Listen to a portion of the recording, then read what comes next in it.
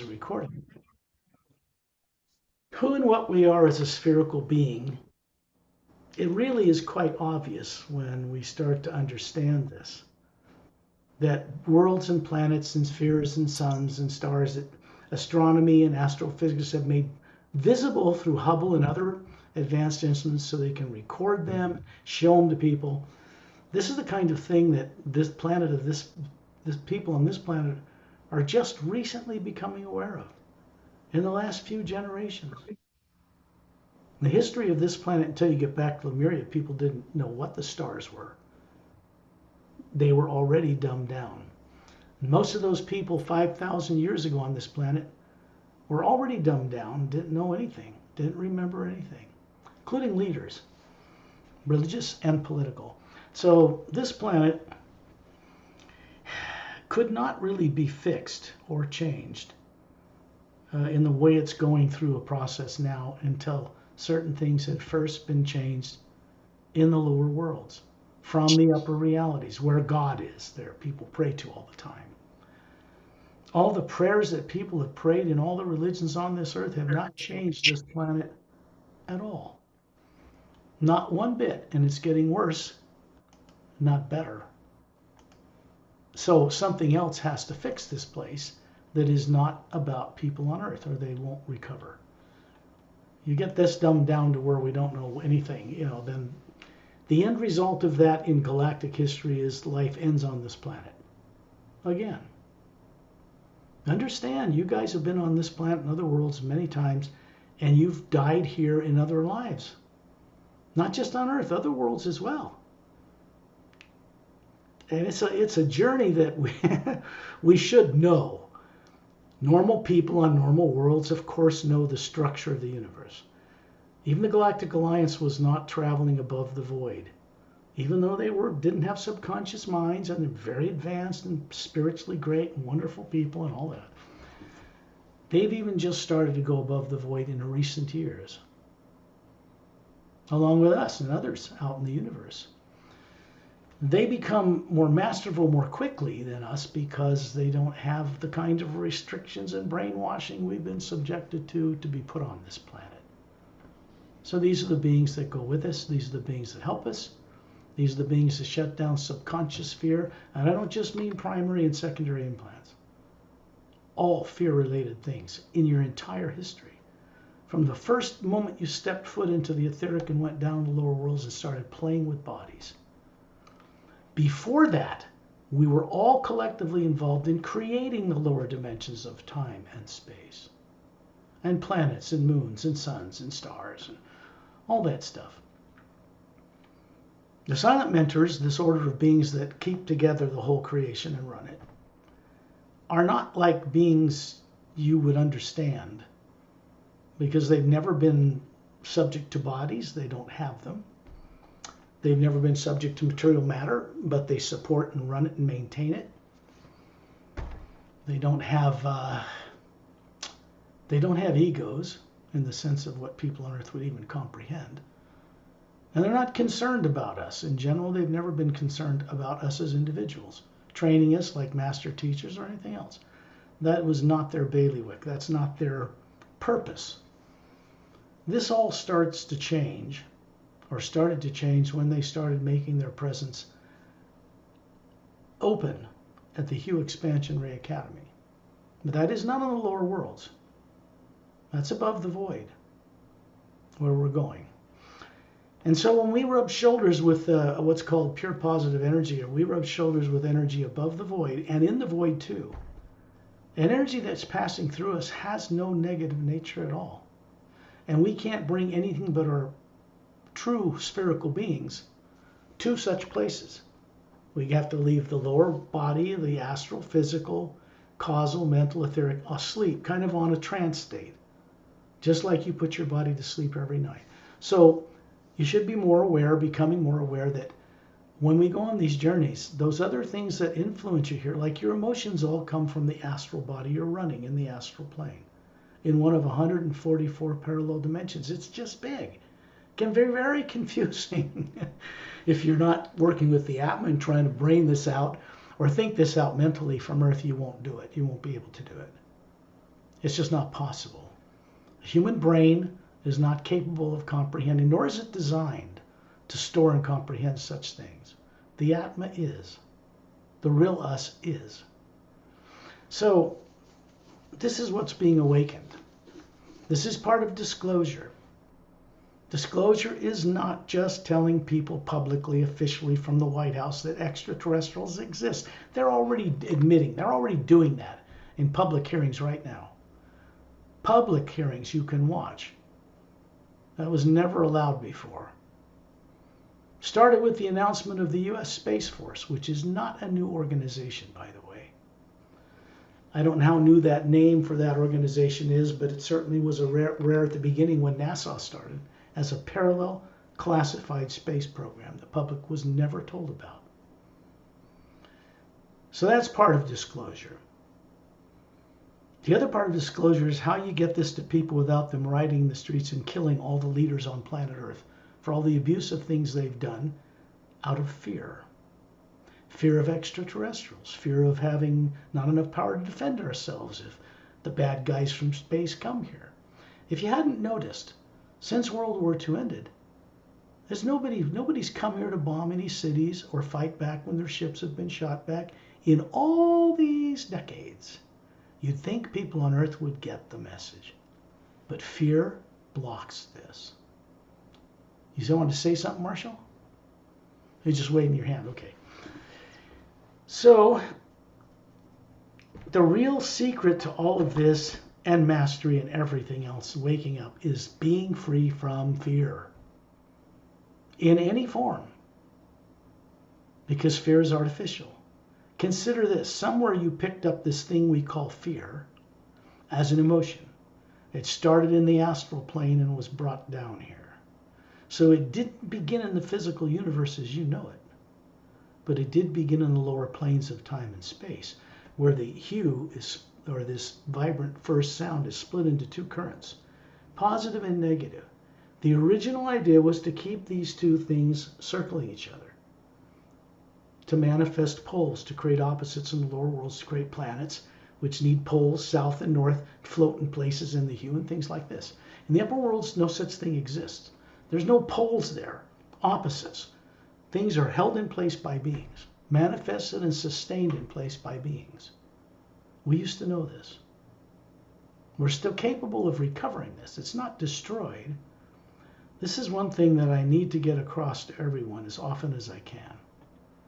You have never had a negative nature. You're not in sin. You don't pay for your sins. There's none of that's just nonsense. If you're forced to be on this earth without your consent, where is it your sin? And if you're shut off from all your other wisdom from all your lives, you can't apply it when you're on earth, you're going to make nothing but mistakes here based on subconscious fear. That's what leaders and political leaders and religious leaders are doing every day. Making mistakes in judgment, incorrect decisions about everything. All the time. They spend trillions making mistakes and then it bites them in the butt and then they have to spend trillions to fix it. And it doesn't fix it. This means that people don't change. If they believe they're saved, here's the thing, we're already saved. We can't die. We're not bodies. But if they think they're saved as in a body or an illusion of how they think about themselves that's not part of what they really are, then they don't change. They do not grow in any lifetime in thousands of years. If you believe you're saved, you will do nothing to change, period. And people that do that do not change in their entire lifetime at all. I'm surrounded by those people here. Good people, you know, families, but they are just as dumb as a board. They haven't got a clue how they got here. And so they have one thing left to them, belief. And belief can be lied about, brainwashed, told to them. Families and parents and grandfathers and grandmothers and so forth and so on.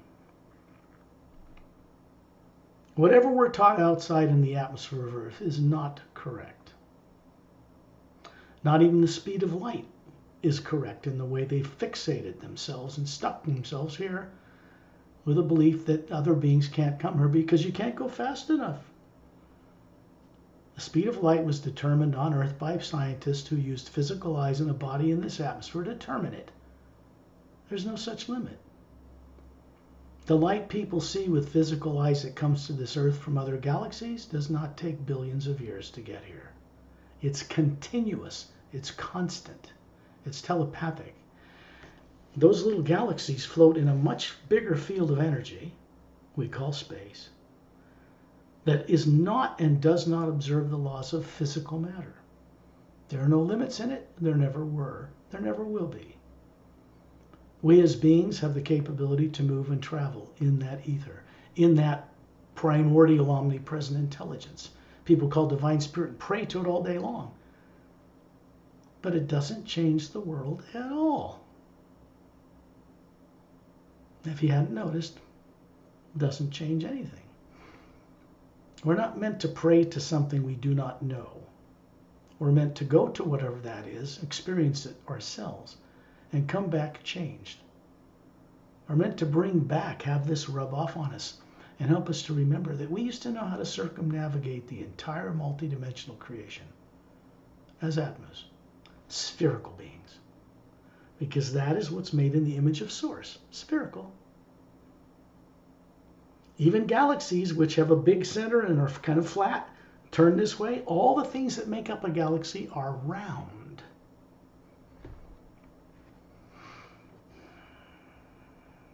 People on Earth mumble a bunch of stuff about having an aura, because they can see some colors or something close to the body. But that's not its true shape. It's not close to the body. It's a spherical, a toroidal field. Comes out the south pole or your bottom of your spine in through the top of the head. It's the same field that surrounds the Atma that's hovering above the body that runs it through the pineal gland. It's the same kind of field that surrounds the Earth and a galaxy. Right out the South Pole and in the North Pole. It's out in that field where things, holographic image and things can be planted.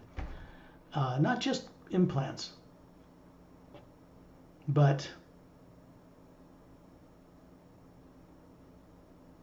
any kind of apprehensiveness about using higher faculties because maybe we did something destructive with them 2 billion years ago. So we put a little block over not being able to access that kind of power. Really out of naivety. Things happen, mistakes happen, and then we punish ourselves. It's a dwindling spiral. Once you start losing or blocking some of those faculties, you don't have as much awareness to not do more of that. And there's no ability to travel back to the source because people become afraid. The source will judge them. Tyrants grab hold of that and teach people to worship the source, which is really them, or they go to hell, or they do this, or they do that. And they get them into guilt and fear and shame and all kinds of stuff. They're easy to control that way. This is not a new story, and it wasn't developed on Earth. The misuse of life and technology like this was not begun on this planet. It was imported. Special delivery, so to speak. So we all know this, but it bears repeating because once these journeys start to be recorded, they become telepathic, which just means, of course, that we are functioning in a communication link between each other through the primordial first sound, the hue itself. We've always had this ability, but I don't know of any organization on Earth anywhere that actually these days trains people or guides people to have experience about this. There's a lot of talk, a whole lot of maps and charts, but the world's not changing. Because it's not going to happen because of organizations on Earth doing whatever they do. It's going to happen from the greater God outside doing what they were supposed to do. Be responsible for less evolved races and planets. We're not alone in the universe. Or you, when I, and this little Zoom thing would be gone. There wouldn't be any life here now. Believe me when I tell you, the people in control of these governments tried to have a nuclear war, I know 12 separate times. The whistleblowers that are coming forth now and testifying, and have testified before Congress before and are now doing it live, know that the launch computers were shut down here from space when they tried to have these nuclear wars. It's not something we're allowed to do. So you might as well give up being afraid of that. I know it's difficult, but we do our best. It's a waste of time and energy to dwell in that negative area. We all grew up with it. It's pointless.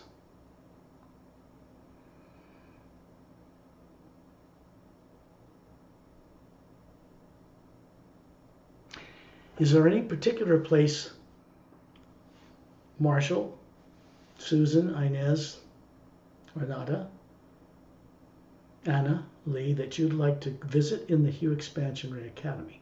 We're going to go many places, but is there something in particular you would like to do there? The planet on the opposite side of the Milky Way from Earth. Zeontrahnaman? Zeontrahnaman. Yeah. Zeontrahnaman 1, okay. Well, we could start there if you like. In the last few journeys, these guys have ended up at the end of the journey on that green beach because they sponsor the gift of that green light and that energy and what it does when you visit the Earth in the third higher parallel dimension. That gets rubbed off on us, so to speak. That energy does change you. When we go on the journeys, you certainly change. Slowly, maybe. But you're different than you were before you found this work. And that's not reversible. So no matter what your age is or what you're going through, because of what you know now, you will not be coming back here, reincarnating with dumber than a brick. That's done. All you got to remember is go into the Hue if you're passing away and go right to Satnam. Go above the void, at least that far, and get established there because you have the right to do that. You don't have to be running around in this way for a billion more years, forgetting everything. The lower worlds of time and space are now evolving for the first time from what they were created to be, which were set as fixed and finished. They could not be altered. Which means it's kind of like a dumb thing to do because if you can't alter them and it doesn't work out, it becomes a trap. You're stuck. That's exactly what happened. So something had to be brought into creation that is not affected by any negative nature and tested, where Satnam comes into this, and then implemented in the lower worlds. And the only way you can change the way energy works, especially through tyrants that run whole planes, because part of them is tyrant in nature, you have to have the silent mentors involved. You want to stop polar flips of Earth so we'd all be dead already. That would have already happened here. Forget about nuclear war. The poles would have flipped and we'd all be gone. The Earth would be fine. Just shaking off some fleas, And it would recover, and then the planet would be recolonized. Earth has been really strange because it had these cyclic polar flips, and other planets don't do that. So if you're here, you're caught in that civilizations that can't last more than 100,000 years, and then they're wiped out completely in 24 hours. Either get off the planet or lose your body. Simple as that. And this is stuff you've all been through. It's ancient history 101. None of us want to go through any of that anymore. I don't.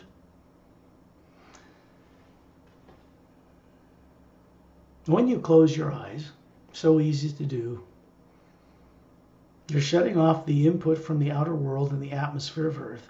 The H2O in the atmosphere and water on Earth stores many things. The Hue, yes, that's what should be stored there. But it also stores all the negative things people have done to each other and to animals and plants and trees and life and everything since people were brought here 65 million years ago. Now, I bring this up because nobody else is, and you need to remember it. You used to know it, so you might as well know it again. Let yourself know it. We are and have always been spherical energy beings with structure, levels, parallel to the colors of the spectrum of light. That spectrum of colors is not just about light in the physical universe. It has different frequency levels in each dimension, all the way up back to the source itself. There's one power behind it all, a living energy We are comprised of the white core of our being of exactly that same energy. We are identical to it, not created as a second afterthought by it and brought into existence by some super being sitting on a throne. That never happened. You're never going to find that when you go to the upper worlds. What we do find is a source, prime creator. And we're part of that. To go back to source is to remember where you started this journey. We're supposed to be doing it while you still have a body on the different planes, preferably while you're still alive. So consider this. You are now of free will, choosing to co-create, going above the void, and remembering not just life as extraterrestrials, where you had far more advanced bodies than you have now, and far more aged bodies, longevity was very different. This is history for you, not the future. So don't think of this something you're going to acquire and evolve some way in some miracle and become some super being way in the future. That's a done deal. You've already done that. Intergalactic Interdimensional History 101, when you explore it, you go down the past time track, or you go into the potential future time track, which is not fixed and finished.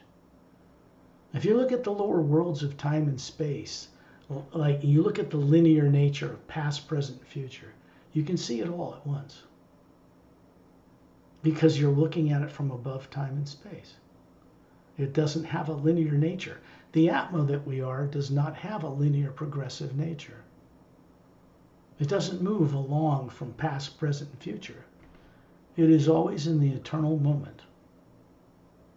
In the one energy that works this way, that has no nuclear nature. So the most advanced scientists on Earth now know that nuclear nature, there's an energy behind it.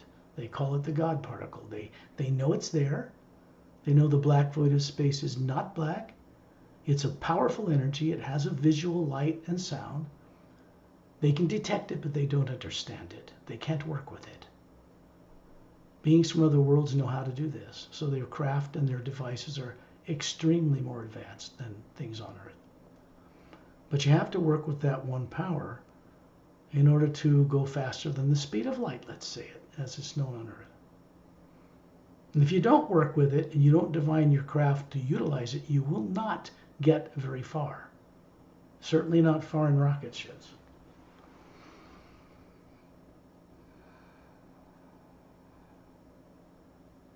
We begin these journeys with the hue. Why? Because it is what and who we are anyway. When our eyes are closed, we see ourselves looking down on the body from near the ceiling. It's a good starting point. There's always a couple from the Galactic Alliance or Master Teachers, couples assigned to you. Simply because they can, simply because it's not an effort for them, simply because they don't get paid money, they don't even deal with it. And because it's uplifting for them to do it. So their purpose in standing behind you or being with you is to keep the entire subconscious domain shut off for the journey. All problems, fears, bodies, characteristics, genetics, problems, that stays with the physical body when we go beyond this Earth. We go out into space so that we're outside of Earth's negatively impacted atmosphere. Beings who come to Earth on missions that know how to disguise themselves and walk amongst us from other worlds, know how to do it far above the ability of Earth sciences to detect them. They just do. And so they can help bridge this whole thing into being without getting a confrontation directly, in which case most people would riot or shoot them or go nuts because they've been brainwashed to believe in fear. Fear of life on other worlds. Reptilians and greys, yeah, you can fear them. At one time they were around this planet, but they are not here anymore. And they will not be returning here unless they are transformed and not tyrants. So this is revealed in the Say Ray's Agenda book.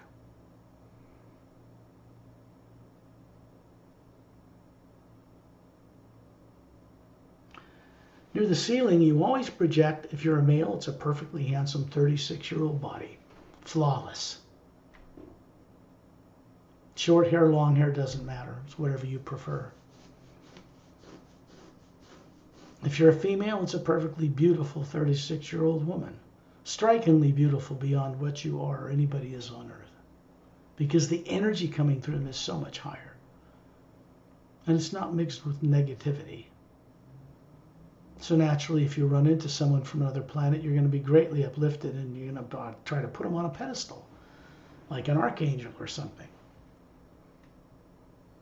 Many extraterrestrials that have, for one reason or another, visited people on Earth, very rare, have often been thought of as archangels or something from the Bible or something from a spiritual book. And generally, that's not the case.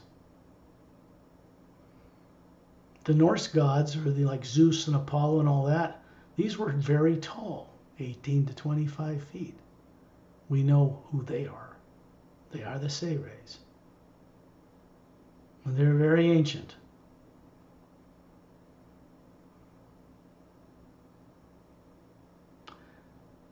We show each other this human-looking form based on the first prototype, which is Satnam. This is truth, something you once knew that is now being awakened in you because you once knew it.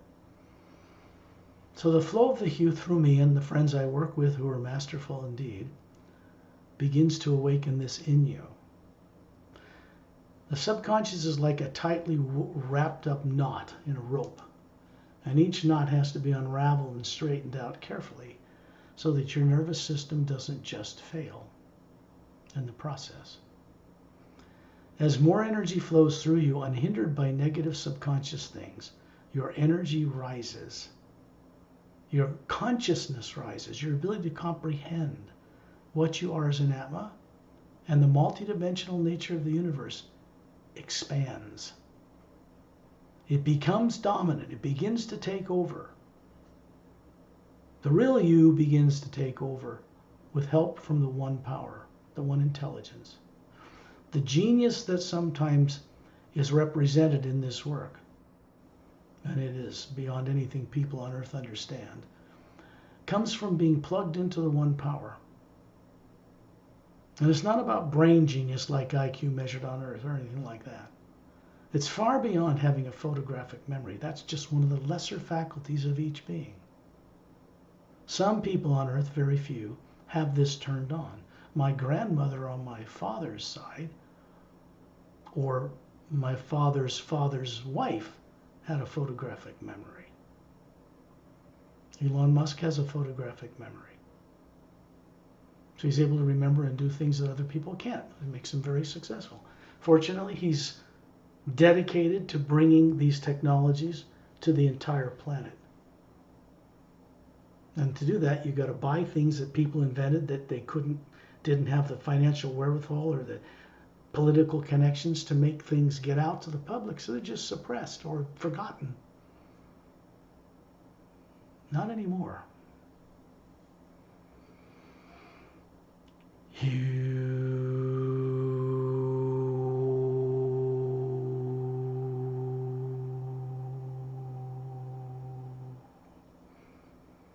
So what I'm doing is doing this with Torellian and Satnam and others that we're going to meet, who will be, in a sense, escorting us on this journey. Escorting us with me, my involvement with them co-creatively. So the doorway we open between the lower worlds and the upper realities, the doorway we can open as Atmas between space and, say, Zeontrahnaman 1 on the other side of the galaxy, moves through the omnipresent power that surrounds the galaxy, that's woven in between planets. We move through that ether. It has no limits in space and time. It has no limits in the speed of light. Gravity and dark holes and black holes do not affect it. It is the energy that supports such things, but it is not that energy. It is not molecules and atoms that make up planets and bodies. It comes from the source. It always has. It's always present. It's always moving. It's always like the sign of affinity, going all the way up and all the way down. It never stops.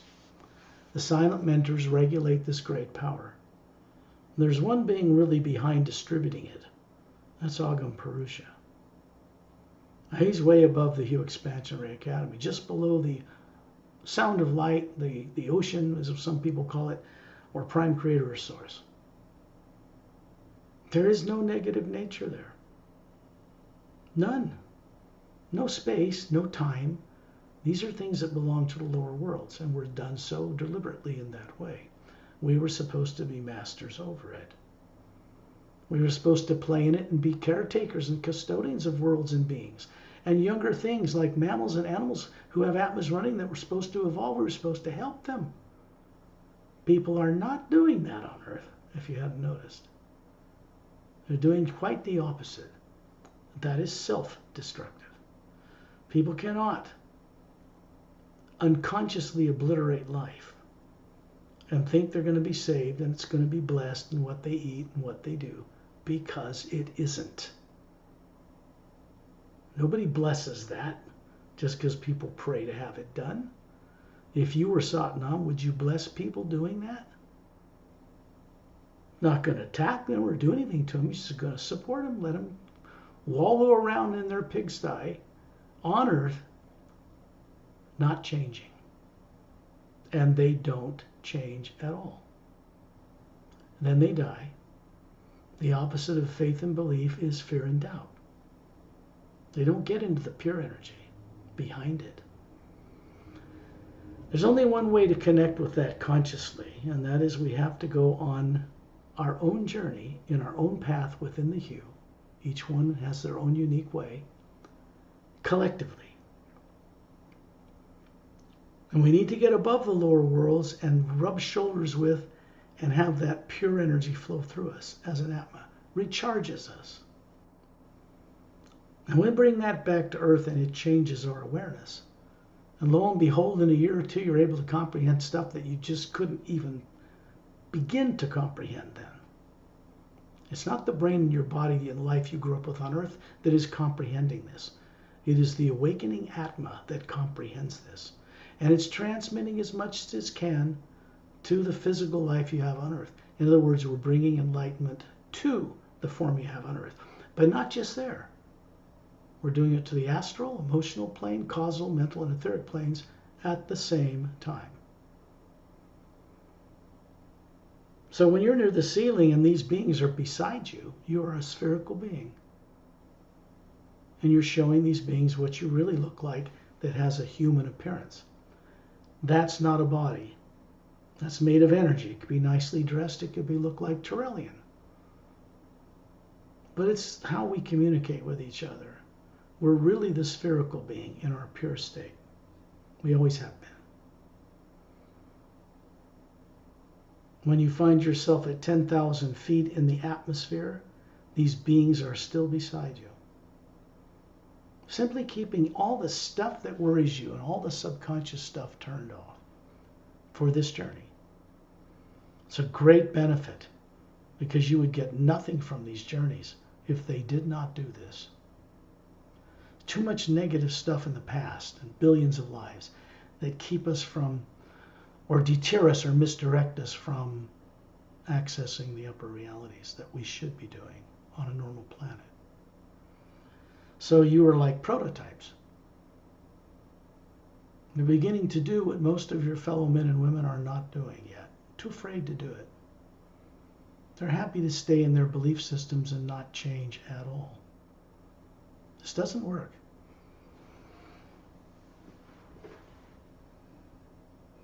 Because such beings are not responsible or mature to be co-creators with Source. So there's no permanent heaven they can go to. I know they believe that, and there's a heaven they go to. Yeah, but it's not permanent. You can't learn to be a co-creator and be trusted with freedom and moving great volumes of the hue through you that way. There is no such hierarchy up there that would tolerate that. so people get recycled eventually and come back here or somewhere else. It's a form of protection between the other upper realities we come from and originate from and playing in the lower worlds of time and space. You find yourself when these two beings beside you point upward. You're standing in a circle around Ambassador Torellian in space, not on Earth, out in space. The Earth is just in the near distance. Everything around you is a white golden light. It's not black like you see in a picture of outer space on Earth. You're not limited to the limited visual range of human eyes. The bodies you have on Earth are two-stranded DNA with telomeres that shrink when the cells divide. That's aging. That kind of thing was mastered ages ago out beyond Earth. Genetic science, breaking down the molecules and turning them on and off and all that, that's easy stuff. That's easy stuff. We should have control over how long we want a body to last and what age it's at. To do that, we have to be on planets that do not have overpopulated centers like this one.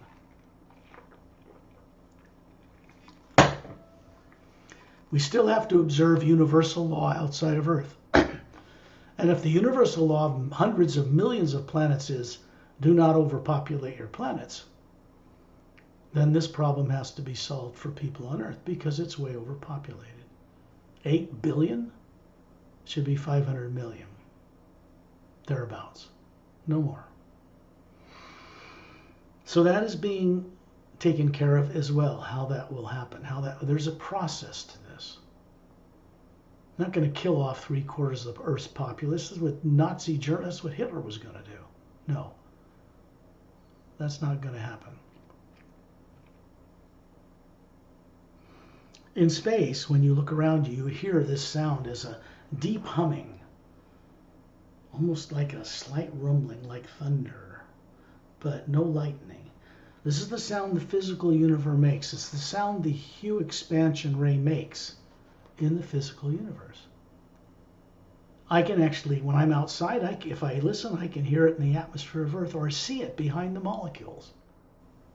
But it's not my physical eyes and ears that are hearing and seeing it more vividly than my voice is being heard by you. It's the Atma that's awake and hearing it. It's the Atma that moves on it, not the physical body. You can't even take that physical body into the astral plane, the next heaven, so to speak. The molecules are too different. You can't move one to the other. So your astral body, causal and mental and etheric bodies remain where they are. And whether you can accept it or not, you are running them and they're your responsibility. And if you leave this life, you're still going to have those other bodies to deal with. So you might as well wake them up now. Makes sense, right? Because when you leave here, you're going to have that same responsibility anyway. Better to be awake, better to be aware as what we are. Torellian stands 18 feet tall with his thumbs up, closed fist with a golden light around him, brighter than the hue around us. He does this for a reason. The energy coming through him comes from above him. This 18-foot tall body with long, slightly wavy blonde hair and big blue eyes. Looks like a Greek god. He really does. About 36 with a gown on, bare feet. He's just standing there in space. He's really this beautiful Atma hovering above this body form he's showing us. He does not have a physical body on any planet, anywhere. They've evolved beyond that. So he mocks one up out of the U whenever he needs to show it to us for our benefit. Otherwise, he doesn't really have to do that. And above them is Etta and Din. These are Drens. They are master teachers from Oceania. We're Master Opelum, who's to my right. The rest of you are staggered around this circle around Torellian. And there are quite a number of other master teachers here with us today. 3 or 4 couples between each one of you in a circle around Torellian. The 2 to each side of you, and then other couples, master teachers. And these are people who work in the lower worlds of time and space. They go on these journeys for practical reasons. To go above the void. To both assist us and to assist themselves. Because when they return, they'll be bringing back the awareness of this journey and sharing it with hundreds of billions of people on other worlds. They don't just share information, they share the experience. Speeds things up, makes it possible to possibly transform a planet as backward and as reckless as Earth is, the people on it. Zeontrahnaman is an ancient master teacher, standing on the other side away from me around Torellian. Light C is up above Etta and Din, little Chinese guy. Atma above him, beautiful, large Atma. And above him is Zeontrahnaman, just standing there in space. Remember, these forms are not physical matter. And above Zeontrahnaman's the gold bracelets on his upper arms and his little white tunic dress, bare-chested, strong, bronze skin, gold eyes, is this quite bright, brilliant Atma hovering above him. This guy does not have an etheric, mental, causal, astral, or physical body. He resides in the Atma plane above, beyond the void, in the first realm of the higher realities. This is where he dwells. His function is unknown, is mysterious to people. You could say that he represents what people call the Supreme Being, but is not one of the beings they worship that resides running the planes below the void. They are not the source beings. And they aren't there to set you free. Somehow we have to work beyond that trap, that self-delusion of putting beings on pedestals to be worshipped. Only tyrants want you to do that.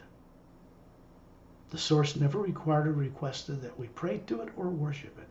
We were supposed to be telepathically, consciously linked to it, respect it, know it, and each other. We are required to know all life in the grand multidimensional creation. It is required. If you want freedom, you're going to have to do that. You're going to have to awaken your ability to respect all life, not just plants and animals and other people and races on Earth. All life, everywhere. The Atma you are is capable of this. This is something you have to let yourself know. Allow yourself to understand this. It's up to you.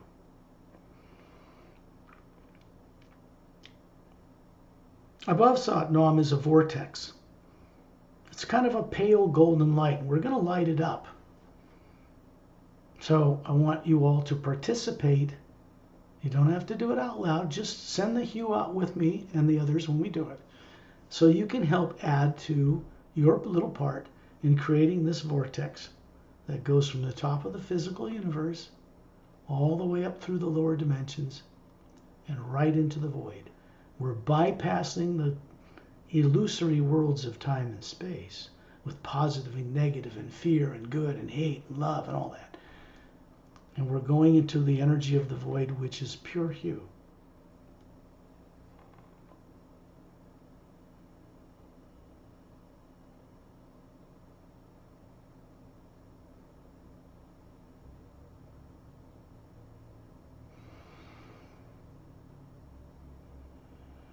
Torellian's energy around his fists expands around us until there is like a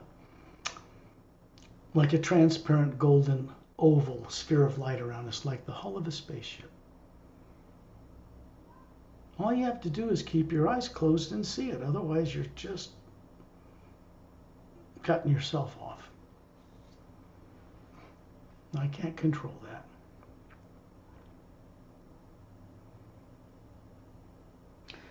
And then Zeontrahnaman begins to recede up into that vortex. And I'm going to send out the hue. So you're going to see this vortex light up all the way the length of it. There's a narrow center like an hourglass, blue-green luminous light around it whirling clockwise. And as a group of beings, we're going up into that opening. We want to bypass the astral, causal, mental, and etheric. That's a whole nother animal to get involved in exploring those worlds.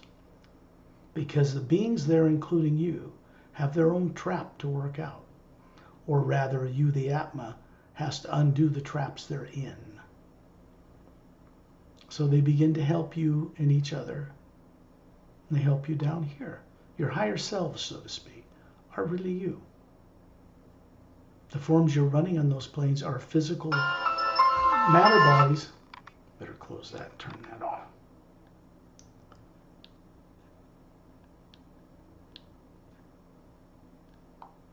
Okay.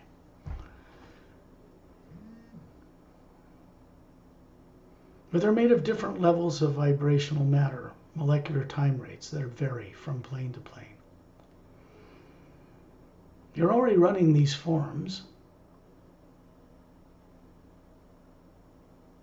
Even though you've been made to forget all about them long ago, you're still running them. The Atma you are is still running them. So what's going to happen when we're sending the hue out and you see this light up, this vortex? Visualize a form of a body you have about 36 or 40, very young, very firm, on some island, some world, in the astral, in the causal, the mental, and etheric. The etheric is a transparent type of physical body, okay? The Atma is above all of them, you.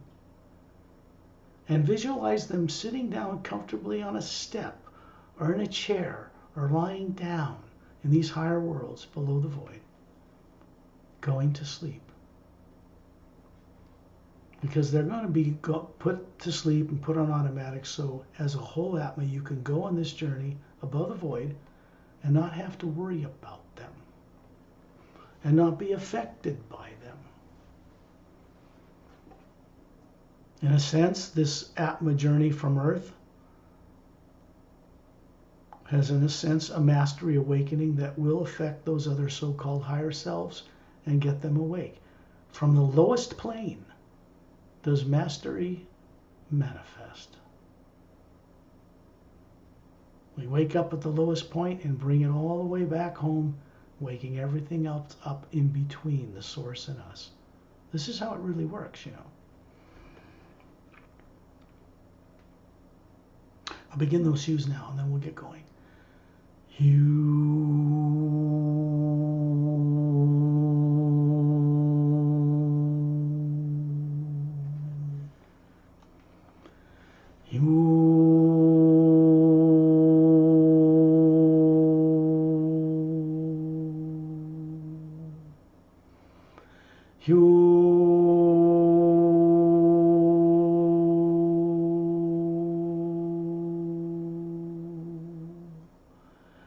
Imagine yourself doing them with us. Torellian's doing it. Satnam's doing it. Etin, Din, Pelham, Ramu, he's here. Nightsea. These are a group of beings and masterful people that have begun these journeys with us for their own reasons. There are millions of master teachers out there. These particular ones, including when you look up by Satnam, as the bottom of this vortex lights up a brilliant white golden light, there are two couples, silent mentors, standing to each side of Satnam. About 8 feet tall, long hair to their shoulders, single different colored gowns on, alternating male and female, and a face that has the universe in it. You see into it, you don't see facial features. But there's a beautiful Atma hovering above them, 4 times larger than us. Twice as many teardrop shapes in them. They're silent mentors. And right up beside Satnam is what is called the top silent mentor. And this guy's just a super being. We're friends. It is beings like this that had to be worked with to build the Hue Expansion Ray Academy above the void, because no such facility existed previously. There wasn't a place where we could hobnob with such beings, not safely.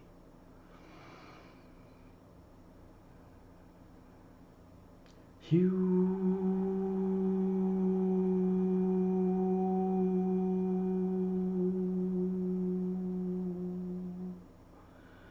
Hue.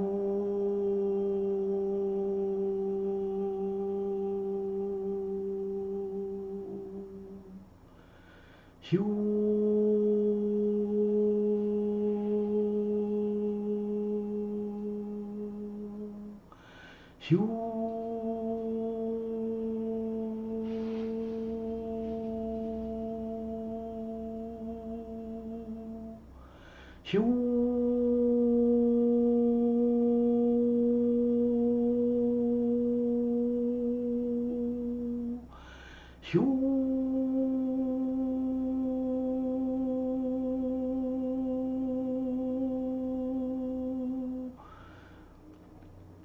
And now the vortex is lighting up all the way up to its length, and up the other end of it you can see through the opening a brilliant, very bright, but what I call pale blue cobalt atmosphere.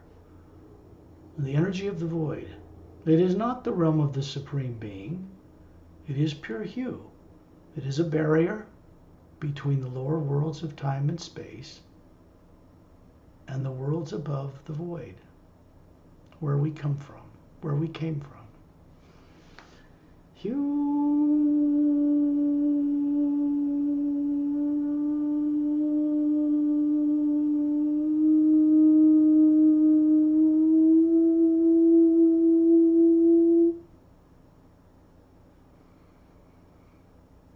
We co-create together on these journeys.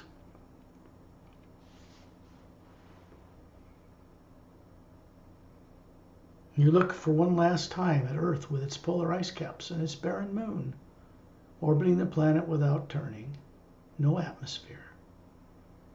You can see all the stars in the galaxy, simply floating there, clear as crystal, in this background energy that's supporting them.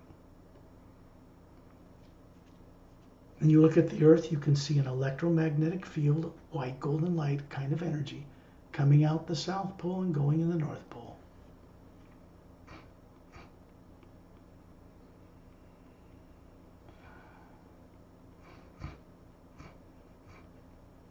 You okay there, Renata?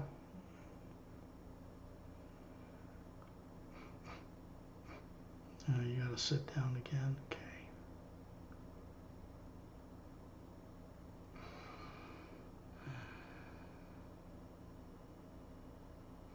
It's important to keep the body asleep for these journeys. You do it every night anyway, so no big deal. Not a big deal. You know how to do it.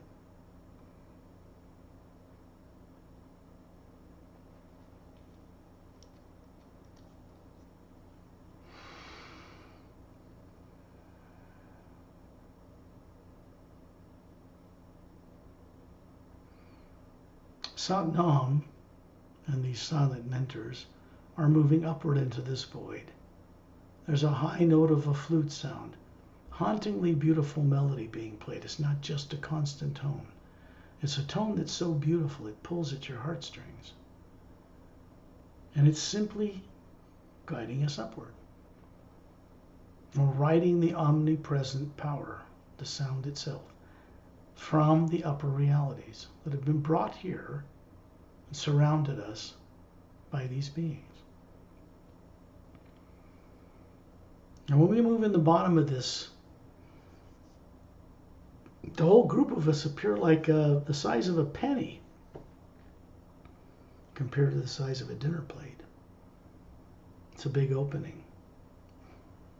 And as we move up in it, surrounded by this oval golden light, transparent, very easy, we come and stop in the middle of it. We're moving quite rapidly, and then we slow down, and we look through the transparent energy whirling around us. And you can see the causal plane. These are higher forms of galaxies, brighter, bigger. And then you look up and you see the mental plane, and there's levels of it. And the forms, the bodies you run there are asleep. They're sitting down or in contemplation or laying down. They're fine. So the energy of this journey is being transmitted to those forms to help them remember each other and to help you on Earth.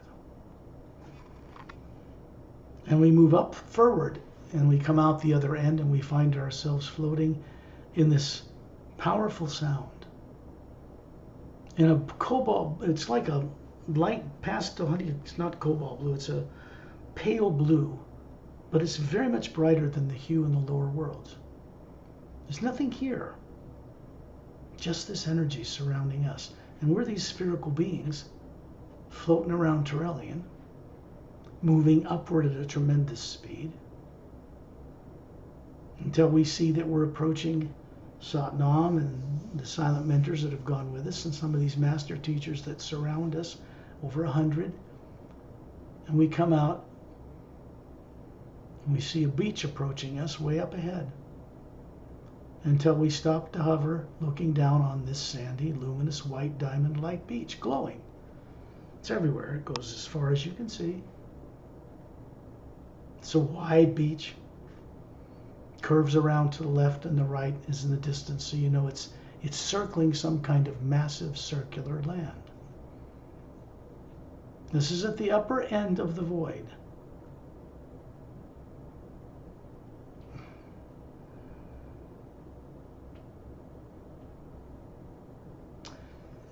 The trees in the background, which you would call jungle trees, don't look like trees on Earth.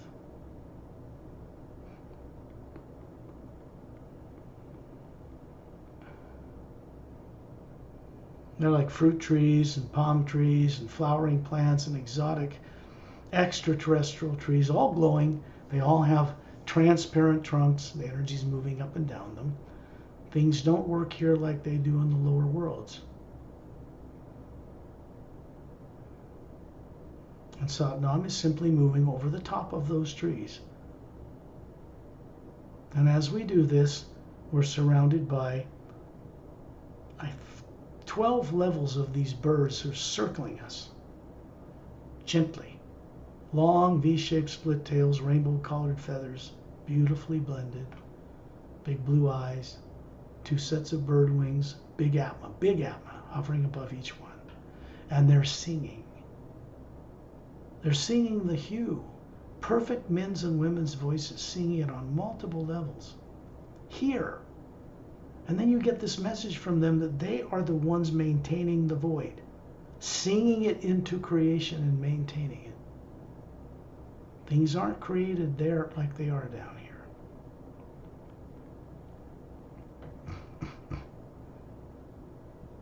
As we move over the trees, we look down and see this familiar 15-foot in diameter fountain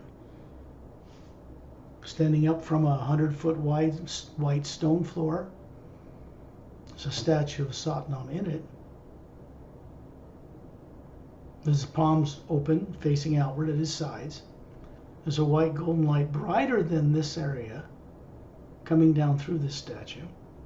Out his palms, filling the bowl, scalloped edges, flooring like an even glistening sheet of light. Down behind a circular, flat stone sitting seat that surrounds it. That is one of the doorways or devices that we can go through to get from the top of, or Zeontrahnaman's realm, the Atma plane where we are, up into the U Expansion Ray Academy or further. When you look inland, there's a long vertical diagonal bluestone snow-capped mountain range.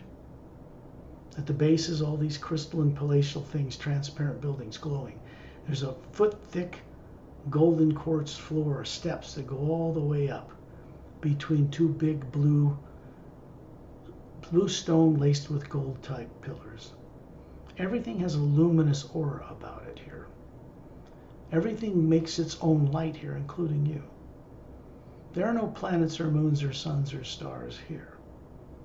They are not necessary. Everything is held in place by beings, silent mentors and master teachers and many others. So in the distance you can see in between these pillars is a throne chair, would be like a throne chair, made of a blue, beautiful quartz. I would call it quartz, but it's not. And it's got smooth, polished edges. There's no cushion. There's a light coming down into it, a white golden light. And it's moving out into the countryside from this chair. Zeontrahnaman doesn't sit in it. I've never seen him sit in it yet. And he's still with us. We're going to go past the chair. It's on a circular, concentric circles of raised platform. We're going around it. There's a triangular opening, quite large, maybe 50 feet high. And there's a big fountain, bigger than the one we just left. It's 100 feet across. It has a Christmas tree-like light, white golden light, blue and green flowing up and down it. That's another doorway we can go through. Now we find ourselves above the Atma plane, high up in the cobalt blue atmosphere, looking down on it. You can see this tower, this fountain. Near the base of the mountain, you can see the palatial estate in front of it. You can see in the distance the smaller fountain down a winding moss-covered pathway. And then you look down and see way out in the distance, circling this huge landmass, which is bigger than the Milky Way Galaxy. It's bigger than things in the lower worlds. And you see these oceans that cover a certain amount of the beach, and then they turn green, then they turn blue, then they turn red, then they turn yellow. Each area has massive lands approaching that particular kind of ocean water. There are animals grazing and birds flying and people and beings and human and humanoid and other races mixing it up with each other, swapping the atmas they are to see what it's like to love and respect other life forms that exist here and in the lower worlds of time and space. This is how we begin to respect all life. This is where we learn our wings.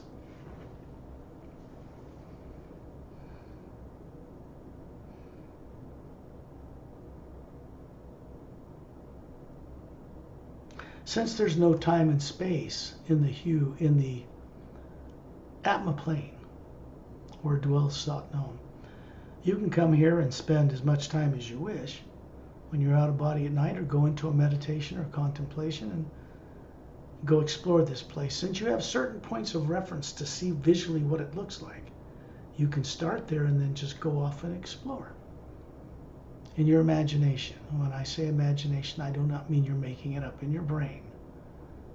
You see things and know things in this energy.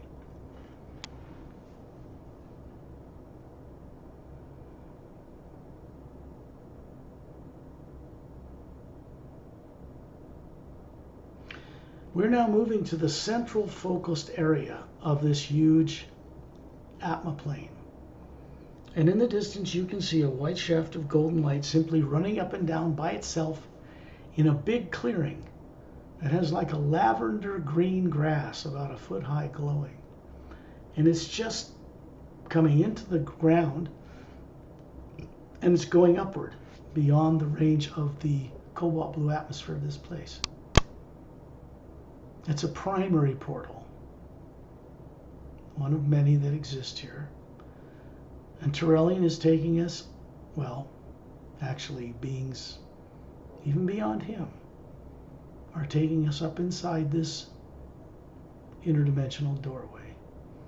It's brighter than the hourglass one we left in the lower worlds to get here. And when you know it, we're suddenly shot upward. When we come out in a short trip, we come out suddenly in another reality. This reality is the Hue Expansion Ray Academy, and it is built in a special parallel dimension between the top of the Atma plane and the beginning of the sixth reality. There's a 7th, 8th, 9th, 10th, 11th, 12th, 13, 14. These are realities that exist in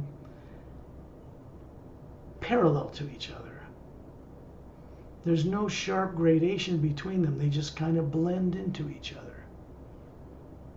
And each one has a function. So now we're looking out into the distance, and this shaft of light we just entered is disappearing under our feet. And you can see a huge, what looks like a huge floating circular landmass in a much brighter cobalt blue luminous atmosphere or space. And in the distance you can see this landmass is surrounded by, as we approach it, by an even brighter diamond-like beach that surrounds the outer circumference. And then you find yourself wiggling your toes in the sand. In the south beach, north, south, east, and west, we're standing on a beach next to each other. What looks like water behind us is not water. but it moves like water. There is a blue-green ocean wave rolling and crashing on this beach, constantly in motion, circling the entire landmass, and comes back to where it started. This is maintained by silent mentors. It's part of what holds this place here in place. There is no solid matter here. There is no time and space. No suns, no planets, no moons, no stars, because they are not needed. And we're moving over the top of this landmass.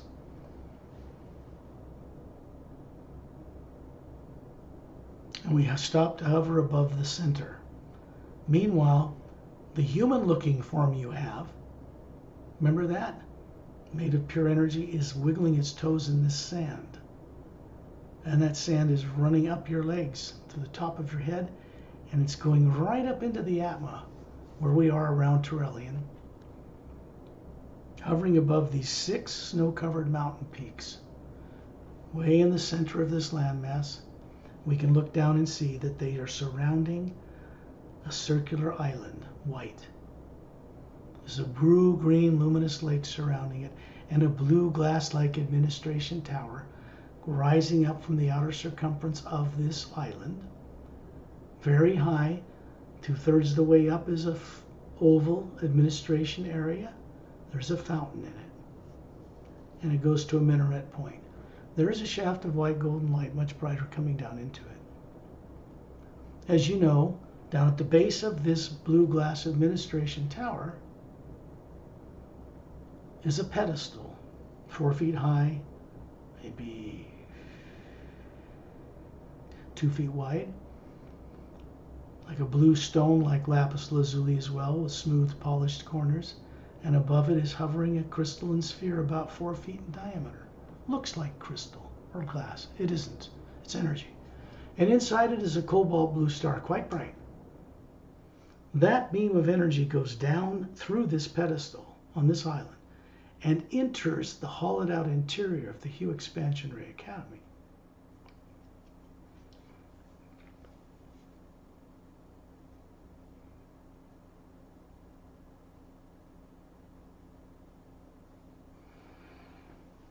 We find ourselves inside the hollowed out interior. There are 12 white chairs facing the wall of the inside of this chamber. This beam of the shaft of light is running down the center of it. Torellian's hovering in the middle of that beam, and so am I. Over across from the chairs against the wall are these tall trees. And here they happen to look like giant weeping willow trees as well, like they exist in the northeastern quadrant, where silent mentors have a training facility. Standing above these trees, with broad-shaped, spoon-shaped, glowing blue-green leaves, are these silent mentors, alternating male and female, long hair, different colors of the rainbow, each one's different, single colored gown on each one, arms and legs, different colored skin, no facial features, because when you look in their face, you see all these levels of galaxies we just passed through to get here. That's how they think. And above these forms they're showing us are these Atmas 4 times wider and bigger than we are. Twice as many teardrop-shaped faculties than we have, because they need these to maintain the creation. And so we're sitting in these chairs, this form you have that looks physical, the Atma's hovering above it, and you can see an energy coming down through these beings, these 12 silent mentors, each individually coming down into them, like a vortex portal or doorway. And it's passing through us as beings, and passing into the beam that Torellians were hovering in, and going upward. And then it's coming through us back to them, right through us, and going back up through them to source. So we get to rub shoulders with silent mentors in this way. What it is they're doing to us is unknown. It's good. It's definitely transforming us. We're being developed into a new order of being.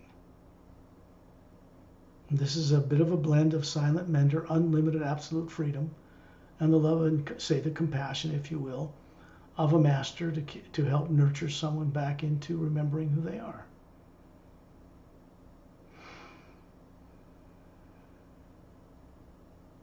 Now, these boots on the ground in these chairs up here are moving this energy all the way down that shaft we created back to your bodies on Earth. It's flowing down through the ceiling, through your body, out into the field of energy that surrounds it. And then it continues through you for your benefit and onward for the benefit of others. It's happening simultaneously while we're up here. It's moving through the etheric plane, where you have a transparent body sitting on some steps or lying down by a crystalline palace. It's going down through the mental plane, where things manifest with thought. It's going down through the causal plane, where things are created in cause and effect, so we learn the relationships of our actions. Down through the astral, where all emotion moves matter. Motion is the power that powers manifestation on Earth. It comes from the astral body.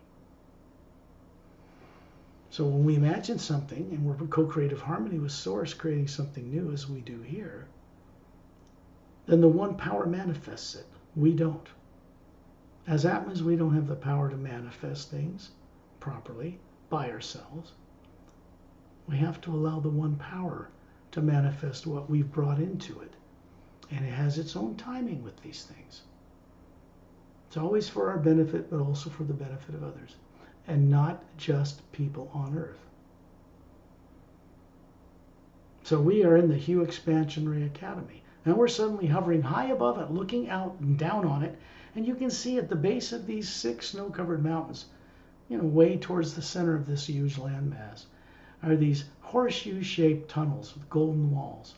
There's a white stone roadway coming out of each one, all the way around the circumference of this landmass. They go straight to the beach. And when you look down the western roadway, the first turn to the right you can see is a big pyramid, 4-sided, golden, with a quartz cap. And a little Chinese master standing outside of it waving at us. That's Light C. And to the left is a grain silo type ivory building where we hold up this sword of life. It becomes part of us. It's like passing a test to see if you have the endurance to really go home and recover who you are and fulfill your destiny. And that destiny is simply to be a trustworthy co-creator with the source behind all life. And you go down further down the western roadway, you can see other clearings and other buildings and other facilities. And then you look at all these roads like spokes of a bicycle tire, and there's teaching facilities down every one of them. Then you look down and you see that this pie, like a pizza, if you cut it in half, like a line down the middle and from left to right, it has 4 sections. The roads go, the one that's the third road, the road going right down the middle of each section, about 2/3 of the way towards the coast. In all 4 quadrants, turns to the right, and there's a clearing. And in that clearing, you can see, you have like telephoto eyes, you can see that there is one of these crystal blue spheres with a blue star in it, cobalt blue, hovering above this 100-foot stone white floor. And in each quadrant, there is a different type of tree represented. In the northwest, it is these weeping willow type trees with silent menders standing above them. In the northeastern quadrant, it's a different tree. In the southwestern quadrant, it's different. There's a crystal headset hovering above this white floor there. And 12 silent menders. You can put that on or wrap it around this physical energy form or just be an Atma there. And it will connect you to Source right from here. It's an option. It's a choice.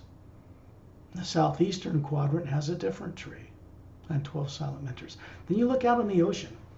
You still see this wave crashing on this beach. The sound here it's hard to describe because it's like the ping of a little glass chime with a little felt mallet. It just rings beautifully. It's intriguing. It opens doorways and turns on teardrops. Out in the distance, you can see 12 domes, clear, on small islands, in 12 places around the outside, offshore. There's 3 pyramids in each one with quartz caps. There's a couple of silent mentor hovering above each dome to show you these are teaching facilities. They're teaching facilities. The only way you can learn from these guys is, 1, be escorted with master teachers, and then you have to allow them to move the type of energy they are through us carefully. So we begins to rub off on us. We begin to understand how they think, what they do. So that the silent mentors who run the mechanics of creation and master teachers have a connection now to help change things in the lower worlds. It's necessary.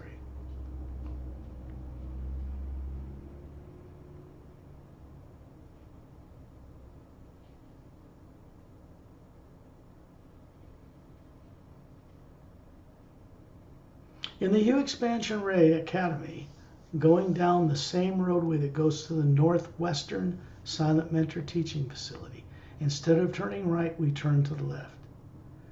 And there are 3 wondrous things here. One is a blue pool, one is a green pool, about a foot deep, beautiful stone glowing around it, and a fountain in each one. It's like a Christmas tree. Water just comes up and goes down. It doesn't really have a fountain spout in it. One is masculine, one is feminine. They're in a triangular formation. There's a big golden-sided pyramid with a quartz cap, and you can see right through the walls of it. They're in a triangular position to each other. And there's a foot deep golden liquid in it, radiating, and a fountain in the center of it. So we find ourselves standing with Torellian up to our feet in this human-like form, the Atma hovering above our body forms. And we're getting this grounding about the secret of how Atmas are masculine and feminine, how they link, what they do. Got blue, male, green, female. Sometimes it switches. The point is, it's so that we begin to remember our true nature as Atmas. This is not about physical bodies, male, female. This is male and female by choice as Atmas. And so we go and stand in the green one. The energy of these fountains is moving through us constantly. And then we're standing together in a group inside this huge pyramid, standing in this golden liquid, and it represents source energy that is the 3rd element between these 2. In these worlds, they're not opposing forces. They're in harmony. The 3rd element in that formula is the source energy itself. You could say Satnam is a good way to look at that. Source energy, to mix it in with what we do.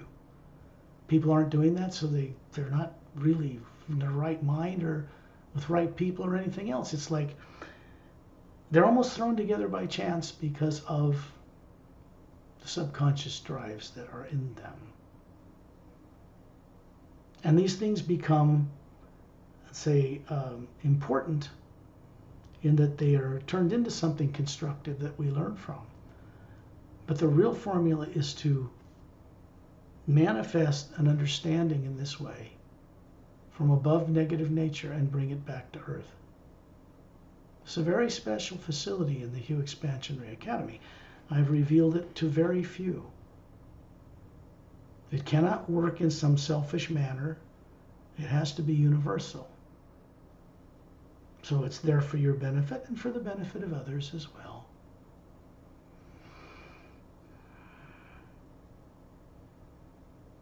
And then we move ourselves out of this pool as spherical beings around Torellian, right up into this Christmas tree fountain in the middle of this pyramid. And we find ourselves shot upward, many levels upward, until we come out into the realm of Agam Purusha. And that is a realm of the raw power of eternity. It's fiery, it's red, it's orange, it's green, it's blue, it's whirling all around us. We're fine. We're Atmas. In the distance you can see a massive golden silver tree, or silver golden tree. Perfectly formed, massive, gigantic, hundreds of stories high. Roots so big, thick trunks that go down into this light and disappear. The top of the tree cannot be seen. And there's a being quite massive, hard to even describe what he looks like. That's Agam Purusha approaching us. This being regulates the raw power of eternity. Like a transformer, he sends it down into all the planes below her, into the U Expansionary Academy, and the silent mentors work with him and so forth. You can see them moving into this, in and out of this fiery energy around him. Now, you wouldn't notice them unless I pointed them out. They're hard to see. That's why they're called silent mentors. And he's given us permission to go up this tree, so we immediately move right through the branches of this tree. And as you pass each needle, this silver golden needles, you see a planet, a galaxy, a place, a location, billions upon billions of them, represented in the lower planets. This is a tree of life. And so the energy that this guy regulates goes through each one of the needles on that tree.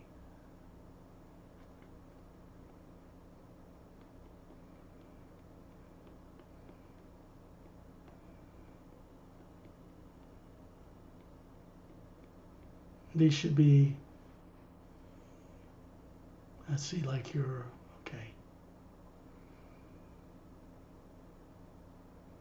Inside the trunk of this tree is a roaring golden white energy, moving up and down it at all times. And we are moved upward together as a group until we come out into another realm.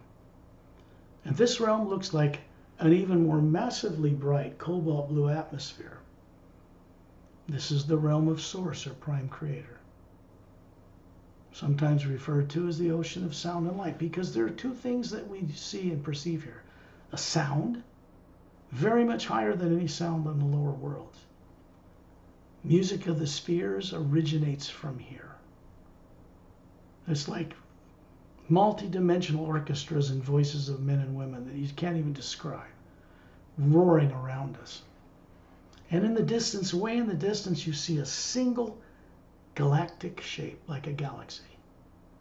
And you can see something massive hovering above a white island, in the void in the center of it, and surrounding it are these individual beings that you thought maybe were stars. As we move between them, they're very far apart. And as we move towards the center of this nucleus, we pass into a void, a hollowed area. And there's an island, white, floating in the middle of it. There's a huge spherical entity or being there. It's not an individual. Much, much larger than we are, but we look the same as it. It has many more layers and levels and teardrops to it than we do. It is a nexus. It is where all Atmas, all beings that got together as this one connected energy and created the lower worlds of time and space. And we were there. The first thing you perceive as you begin to move in between these little teardrops of faculties of this, whatever this is, which are also far apart, we pass right between them until we come into the white core of what we call Prime Creator. We don't worship it. We immediately respect it, because we're made of the same energy. We're respecting ourselves. And then we find ourselves indistinguishable from the white core in us and the white core that it is. And we recognize that somewhere out in that massive numbers of beings that you thought were stars, you are still hovering around this center. We never left. Atmas are multidimensional capable. They can be on numbers of levels at once in their more advanced states. Then you hear a deep baritone voice and a high, beautiful, angelic voice of a female say to you, welcome home. And you're here. We started the journey here before the lower worlds of time and space were built. We do not stay here long. It is not necessary. It's so far removed from the lower worlds and your body on Earth. Your body would perish if we stayed here too long. The connection would just vanish. It's too far removed. And then we find ourselves moving down through a vortex, like ocean water, like going down a drain, sideways, right out of this realm. and then it turns downward. And we're being sent back all the way to the western coast of the Hugh Expansion Ray Academy to wiggle our toes in those white diamond-like sand again, which you pick up and it goes in your hand, goes up the top of your head, goes into the white core of your being. What we're doing is getting a little bit of a gift, a charge, of how to recall our origins in the upper realities. That's what this white sand represents. And then we continue down offshore, down this vortex like a drain, and it becomes a white golden light with a blue-green energy around it. Remember we started that? And we find ourselves coming out near Earth in space, looking at the Earth with its polar ice caps and the barren moon.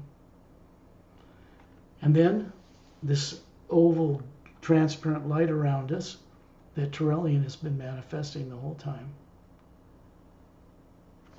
We're sent clear across the galaxy. We can see us from above the galaxy. We're moving right over to the other side of it until we come down to look at a massive planet.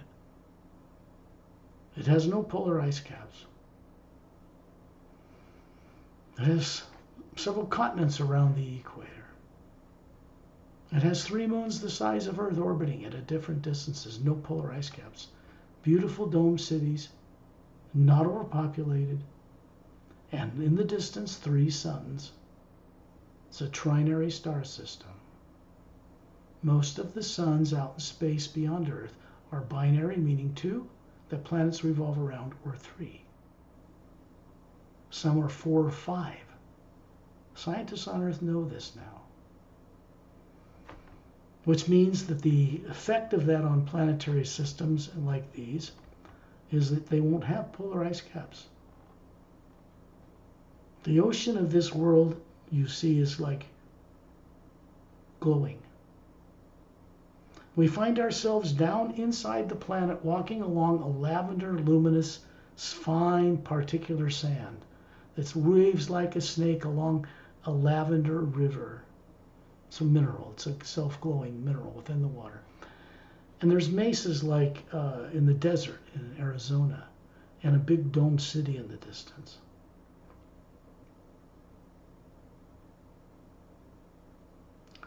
There's a couple approaching us. They are taller than us. They're 10 feet tall. The male a little taller, longer necks, longer fingers, longer torsos, beautiful it's kind of like they have on a lavender, luminous, golden gown that shimmers and changes as they walk. And when they walk like swans move, stately, elegant. And they're approaching us, and we're standing in a circle around Torellian on this path. This is Zonintaloos and Fresuhmoontis. They are the mated pair that have bodies on this world 3.5 million years old, unaged. It's a type of immortalization. But they do this for a reason. They are Atmas, beautiful Atmas hovering above these bodies. They know they're not their bodies. They are masters of genetic science, like the Oceanans and the Sayrays. So the DNA and all that's been mastered a long time ago. They don't overpopulate their worlds. The number of worlds under their direct jurisdiction are a little bit larger than half the galaxy. The other half is a galactic alliance, and they work together now. So they're placing these long fingers of their hand on their chest and nodding. So it'd be good if we respectfully did the same. They are master teachers. They teach in the Hugh Expansion Ray Academy, and they still run all these worlds, still to this day. These are the kinds of wonders that people on Earth are kept from knowing, kept from remembering, things you once knew when you were a member of the Galactic Alliance, which all of you were at one time or another in the last 500,000 years. It's important to know this, or you're not going to gain much. It's not about what you learned on Earth. That's stupid stuff. You can't learn anything getting a PhD on Earth because they teach nothing but theory. Nobody knows nothing down here. Medicine? People practice medicine, they don't do medicine. It doesn't make money to provide cures.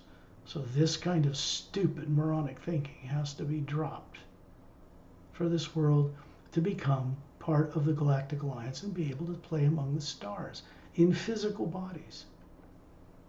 No one's going to give that to a planet of 8 billion people running around in fear, destroying themselves and wishing to have an Armageddon. It's not going to happen. First, people have to change enough so they can come here en masse and help fix this place, because we can't do it. There's no science on this earth that can fix this planet anymore. It's way beyond that now. So this has to be done by beings who know how to do it, that have not grown up here, that aren't influenced by the baubles and petty stuff that people think is so valuable. And they know they can't take it with them in a few short years. Is pointless. Pointless. It's perfectly okay to be abundant on Earth. Billionaire or millionaire, doesn't matter. As long as we're not attached to it. Because we do not possess these things. We can't even possess our physical body. Can't keep it. If you're very advanced, you can immortalize it, keep it around, if there's a purpose for it. Otherwise, you wouldn't do it. Unless you're free to move in and out of that body like a master, it becomes a prison, a trap.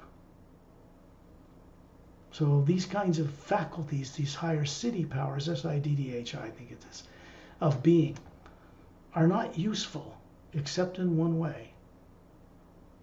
And they're only used by masterful people to be of an uplifting benefit to all life, never just life on their home planet. This is what you pick up from Zonintaloos and Fresuhmoontis. It's telepathic. They're just sharing it with us. It's rubbing off on us. The next thing you know, you're looking down at this violet sandy pathway, and it changes to green glowing sand, and your toes are wiggling in it. We have just been transported by the hue from this beach on Zeontrahnaman 1, where the Zeontrahnamus race live as a central governing world, like Zeontrahnaman 1 near the galactic core of the Milky Way. And we are wiggling our toes in the emerald green beach of Earth as it is seen from the third higher parallel dimension of the physical universe. You can see a jungle, big, beautiful jungle. These trunks are not transparent, but they're glowing because the water on this planet is charged. Torellian standing offshore of this huge, curved emerald green beach. And from space you can be right in space and see, oh, there it is. It's just a third of the way above the South Pole, curved upward. There's a big continent from the left to the right hemisphere. There's a Himalayan mountain range in the center of this continental landmass, much bigger than Mount Everest. There's a clearing between these mountain peaks in a circle, and it's like a spring paradise day. There's a monastery up on a cliff ledge and a cavern going inside it. There's a ship or two of galactic scouts landed on blue disc-shaped landing pads near it. There are beings getting out of those ships and going with monks inside this cavern. This is Agam Des. Beings from other worlds who come to Earth to go on missions to keep us from blowing ourselves up and to help with this transformation. Come here to be, how would we say it, protected from the negative stuff that's in the atmosphere on Earth before they're sent on missions. They have to be prepared to tolerate it. We're used to it. So now you're back on this beach. You know this now. And inland, up a moss-covered path, which is straight as an arrow cut through the trees, is a single snow-covered mountain on the right, several miles inland. There's a waterfall cascading out of a rough oval opening from 2/3 the way up the summit glowing blue-green water dropping thousands of feet down a sheer cliff ledge face, disappearing in a blue-green forest that surrounds the backside to the west, to the left, of a big dome covering a city. Above this waterfall is an oval tunnel, man-made, with dome-shaped lights leading down inside it. And you can see that that winds in a spiral down through that mountain. It changes inside this tunnel to a slower molecular time rate and connects to the inside of the hollowed-out interior of Mount Shasta in Northern California.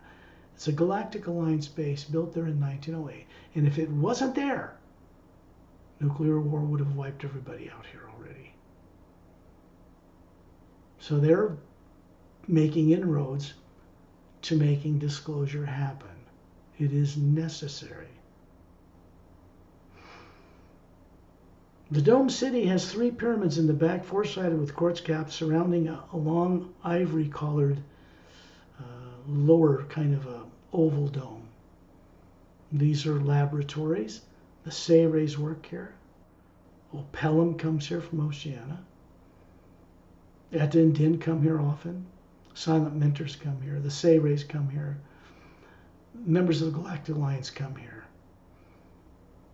When you're outside of this Earth suddenly looking at it, you see that there is a moon, just like our moon, covered in atmosphere, little oceans, little rivers, little clouds, little rainstorms, little dome cities, turning on its axis, orbiting this world. On the other side of the planet is another continent 2/3 its size. That is Lemuria. The other one's Atma, or Atlantis. These are places that were not destroyed in polar shifts like they were on Earth 100,000 years ago. They are not overpopulated. There is no negative nature in the atmosphere at all. The atmosphere glows. The oceans glow. They're charged with the hue. So that moon is going to be a prototype that will be superimposed, copied and superimposed, over the moon we have, because it is broken. It does not work. Something happened to that moon that keeps it from turning at all. Despite the gravity of Earth or other planets, it just does not turn. This is wrong. That needs to be fixed. That's part of disclosure too. So this sand, when you pick it up and it's in your palm, you know it goes into your hand, goes up the top of your head smiling, goes into the white core of your being, and it starts turning on some of these teardrops in each of the colored layers of the Atma, including the green one, of course. But this green energy is a gift from the Zeontrahnaman, one from the Zeontrahnaman couple, Zonintaloos and Fresuhmoontis. They govern or regulate this green beach. So this energy comes into you. You bring it back to Earth to help you be able to have more confidence, to remember those lives you've lived in the lower worlds of time and space over billions of years that have great wisdom in them, so you can access this back on Earth and change things. It's a gift. Then you find yourself hovering above your body back on Earth near the ceiling, and this couple is still there with you. And I appear in front of each of you, briefly, just smiling. And then that couple disappears, and every one of you hovering above your body can see right out through the roof of your house. And you can see them back on the Emerald Star Cruiser in the ice rings of Saturn, just waking up, getting out from these blue egg-shaped chairs with blue cushions by oval glass-top blue tables with a radiant blue carpet, oval-shaped windows, observation portals. They are getting their bodies up because they are actually personnel aboard that ship. This is all different, what's happening in the universe now. It's never happened before this way. And so the energy coming through your roof is a white golden light. It comes down through you, the Atma, through your body sitting there. It moves through you. It constantly moves. It passes through you for your benefit. On its way for the benefit of others, goes into 3 pyramids on Earth, to a big one in the asteroid field, and eventually it ends up back in the galactic core of our galaxy and goes straight back to source. Every single galaxy has this same function. They have to spin on their axis in order to create a field of energy so that they can float relative to each other in the omnipresent living power itself. People call divine spirit is space itself. It is an energy, a conscious living energy. The more we know this, the more we wake up. When you're ready, open your eyes.